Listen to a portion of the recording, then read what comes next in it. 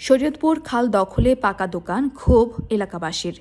শরীয়তপুরের সখীপুর থানার উত্তর তারাবনিয়া ইউনিয়নের মোল্লাকান্দি গ্রামে খাল দখল করে টেকসই পাকা দোকান ভবন নির্মাণের অভিযোগ উঠেছে একটি প্রভাবশালী চক্রের বিরুদ্ধে। স্থানীয়দের দাবি, দলের নাম ব্যবহার করে দীর্ঘদিন ধরে তারা এই দখল কার্যক্রম চালিয়ে আসছে।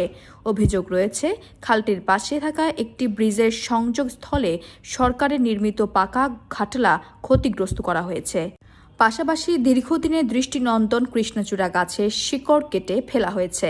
সড়কের পাশের ছোট গাছগুলোর শিকড়ও নষ্ট করা হয়েছে। এতে মেঘনা শাখা খালের স্বাভাবিক পানি প্রবাহ ব্যাহত হওয়ার আশঙ্কা দেখা দিয়েছে। এলাকাবাসী জানায়, প্রভাবশালীদের ভয়ে কেউ প্রকাশ্যে প্রতিবাদ করতে সাহস পাচ্ছেন না। রাতের আঁধারে খালের ওপর স্থায়ী পাকা স্থাপনা নির্মাণ করা হচ্ছে, যা ভবিষ্যতে জলাবদ্ধতা ও পরিবেশগত বিপর্যয়ের কারণ হতে পারে। গাছের শিকড় কেটে ফেলার ফলে সেগুলোও মারা যাওয়ার ঝুঁকি তো রয়েছে। এ বিষয়ে ভেদরগঞ্জ উপজেলা নির্বাহী কর্মকর্তা হাফিজুল হক বলেন, খবর পাওয়ার সঙ্গে সঙ্গেই সখীপুর থানা পুলিশকে ঘটনাস্থলে পাঠিয়ে কাজ বন্ধ রাখা হয়েছে। পাশাপাশি সহকারী কমিশনারকে তদন্তের নির্দেশ দেওয়া হয়েছে।